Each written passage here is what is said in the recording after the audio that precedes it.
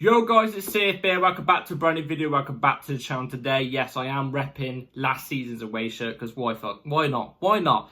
Anyway, this is the match preview for Chelsea versus Shamrock Rovers, the Conference League game week 6. So this is the last game week for this whole league table system. Now we move on to the knockout stages and stuff like that. So I mean, it's good. We're approaching at least the end of the boring side. Because let's be real. Let's be real. Chelsea Football Club don't belong in this competition. We don't. The more forward we go in the competition, the more at least exciting it gets. You know what I'm trying to say? The more exciting it gets. So anyway, before we do get into the video, actually, I just want to quickly thank you all for the recent support in the last video. Last video got a lot of attention. A lot of new people subscribed and stuff like that. So I want to say thank you all for subscribing. To the people who didn't, I will find you. I will find you. And also, it's known that you're not a proper Chelsea. You have to subscribe here to be proper Chelsea. So you know what to do. Drop the subscribe button if you haven't already. If you'd like to subscribe, hit the bell notifications to know if I ever time a video. Also, first link in the description is my streamer channel, my second channel. Go and check those out. Be very much appreciated. Without further ado, let's go straight into the match preview. And also as well, this is not an announcement. This is not an announcement. I want to quickly say this. But I have got something planned. Something massive for this channel planned. But I cannot release it. And it will be a regular thing. It won't be a one-time thing. It will be a regular thing. I cannot release it until we hit the 1,000 subscriber goal. I'm aware it's not going to happen overnight. It's going to take time. But if you can get us all there, to 1,000 subs, it'd be very much appreciated. And yeah, let's now get into the match preview. So I thought I'd long out the intro a little bit because legit, I'm not joking, I've struggled to find some stuff on Shamrock Rovers. I don't know why. I cannot find their current league table position. I can't find their league at the moment. Maybe it's just my PC's bugging or something, I don't know. But I found a little bit to do with them. And obviously I'm going to talk about us and stuff like that in the Conference League. You know what I'm trying to say. So I apologise, it's not a fully great preview. But if it's your first time watching, be sure to stick around because I'm telling you, usually the previews bang. You know what I'm saying? Yeah, Chelsea Shamrock Rovers. So Chelsea are currently top of the Conference League table. We're going to remain top. We've already progressed through to the next round, the knockout stage round. So we could literally chuck out the exact same team as what we did last week and, you know, lose, and it wouldn't even be the end of the world because we remain top or near top, and we would definitely be going through to the knockout stages. We could do that again, and it would be nice because we get to rest all the other players, even if they're subs for the weekend for the Premier League. We still get to rest them, and you know, so they will be 100% fit. We could do that. We could give the youth players a run again. We could. Do I think that might happen? I do think it might happen. Be ready for the match, not the match preview. Be ready for the match team I'm going to choose in like 10 minutes, 5 minutes or something. But, you know, again, this is a team that we should be beating on paper. Shamrock Rovers. Shamrock Rovers, like I said, I can't even find their league. They are an Irish side. From what I'm reading here, they have won the League of Ireland title of a record 21 times and the FAI Cup a record 25 times. So they're no mugs in their league. You know what I'm trying to say? In the Irish league, they're no mugs. They're quite a decent side. It makes me wonder why they're in the Conference League, but you could say vice versa. You could say why are we in the Conference League? You know what I'm saying? But they're no mugs. And if I actually check the Conference League table as well, let me just go into the Conference League table a second. Conference League table, here we go. I'm going to check right now where they actually currently stand at the Conference League table. So they are actually 6th in the Conference League table on 11 points. They do need to win, otherwise they could be in jeopardy of dropping out to the knockout phase playoffs, which are all on 10 points. Shamrock Rovers are on 11 points. So, they've at least been decent in the Conference League so far. They've been decent in the Conference League. They're currently, their last 5 games, well, they've not lost a game. They've drew 2, won 3 in the Conference League. So, they're you know what I mean? They're a team to definitely not take lightly. We shouldn't take any team lightly. God knows how many times I've come on a Conference League preview and said to you guys, we should not take any team in this competition lightly. We shouldn't. We shouldn't take any team lightly, period. You know what I'm trying to say? We shouldn't, because if you take if you take teams lightly, stuff can happen where you know, you get caught off guard and you lose the game. We don't want to lose a game. Even if we took the kids out tomorrow, we don't want to lose a game. Like I said, we could lose a game and I wouldn't really be bothered because we get straight, we're straight into the next round anyway. You know what I'm trying to say? We've got there. You know what I'm trying to say? But that doesn't mean I want us to lose. No, I want us to win. Speaking on our behalf, we're currently 7 games unbeaten. We're on a 7-game win streak in all competitions, including the league and the cups and stuff like that. We are 7 games unbeaten right now. We are riding on an absolute high. The team in general just gelling. We are oozing with confidence, and I feel like that oozing with confidence also bounces back onto a second team and, you know, the youngsters as well, who are building up confidence in these league games. So, I mean, that's just brilliant. It's just brilliant because we haven't seen this type of consistency from us for a long period of time. We haven't seen it since probably Tuchel in 21-22 season.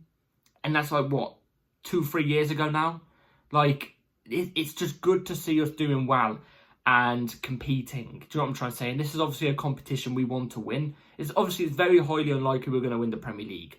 But, you know, we want to get a trophy at least on the board along with top 4. That was my expectation to start the season. Top 4 with a trophy, and that trophy was this. You know what I mean? And this was mandatory, so we have to go and win this competition anyway. Speaking about the team, by the way, I have seen Josh Achiempong has signed his Chelsea contract. His contract's all signed. He is signed until 2029 or something like that, or it might be 2030 or something. I'm not too sure. But he's signed for a long time. It's good to see him sign because I do especially think in the last game that he did play for us, the last full game in the Conference League that he did play for us, I thought he actually did really well.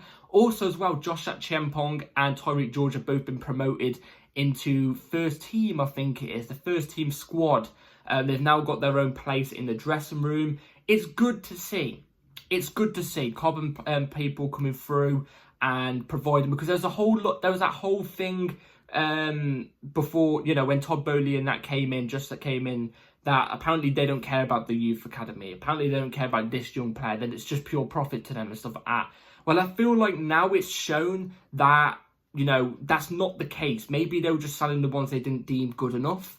You know, with Josh Achiempong and Tyreek George now getting promoted into the team and the squad, it shows, especially to the Cobham youngsters that had any doubts anyway, that no, if you try your hardest in these games, these Conference League games especially, we can promote you. Do you know what I'm trying to say? You just got to show you're good enough. Now, do I think Tyreek George and Josh Achiempong have been good enough to have been promoted into the first team squad? Not ideally. Not ideally. I don't see it yet. I think Josh Achiempong had a really good game last game. Tyreek George was decent, but I don't think it's anything first team squad approval ready yet. But I trust Enzo Maresca. I do believe the two of them do have a lot of potential, so that's good to hear. And also, I kind of understand the Tyreek George one a little bit because Mudryk, obviously, if you haven't heard already, if you're living under a rock, has been done for doping. You know what I mean? He's had a drug test and they've seen that he's been done for doping. I don't know the drug or whatever it is, or I don't know, but he's been done. I thought there was something iffy going on. That's why Mudryk hadn't been playing for the last 4 or 5 weeks, even though he's been improving game by game. I was wondering why he's not been playing. I didn't think it was due to an illness like Maresca was saying. I think there was something else going on, and it's turned out there has been. So with the George one, I can understand. But also I do see Achiempong being quite a big player as well. In terms of the fact that Reece James is also out injured. So actually I could kind of understand it. But, you know, they've got to show a bit more in my opinion. They've got to show a bit more, and I'm hoping tomorrow's a start of that for them tomorrow. I'm hoping it's another game for them to show their qualities and, you know, move forward and progress forward. So anyway, without jabbering on a bit more, let's get on to the lineup I'll go for tomorrow. So, the lineup I'll be going with for tomorrow's game is going to be right here on the screen. So, I'm going with Philip Jorgensen in goal, Mark Cucurella left back, Disasi and Tosin Adrabayo as your 2 centre-backs, Josh Achiempong as a right back, Raksaki and Drewsbury Hall in the double pivot, João Felix off the left wing, Nkunku in the 10, Tyreek George off the right wing, and then Mark Gu as the ST. Now, let me tell you the reason why I've gone with these players. So, Jorgensen is obviously going to start. I think he should be the first team goalkeeper in my opinion, and Sanchez should be starting his games. But Sanchez actually had a decent game last game, so maybe I can kind of understand it. Jorgensen will be playing, we know this. Marc Cucurella, now you're probably thinking, why is Cucurella in this lineup? Well, he obviously got the red card at the end of the Premier League game we played on Sunday, which I think was harsh. I even saw the video after the game of somebody filming it. It was not red card worthy, man. Honestly, some referees are so soft nowadays. So Cucurella has to play anyway, just to keep his fitness going. This should be a relatively easy, quiet game for him. I'd have him inverting into midfield and Josh Chempong inverting as a right centre-back. That's what I'd have. Axel Disasi and Tosin Adarabioyo, obviously the two centre-backs. Tosin, I see being the first teamer now as well, while Fofana's out injured and obviously Badiashiel's out injured as well. I would have Tosin over Badiashiel personally anyway. But, you know, with Badiashiel being out injured, I would have Tosin and Disasi as your two centre-backs here. If we've got a youth academy centre-back that, you know, potentially could play tomorrow, I'm kind of down for it. But I feel like just for a bit more stability and experience in this even more inexperienced team, I'd like to have two more experienced defenders just to make that defence a bit more solid.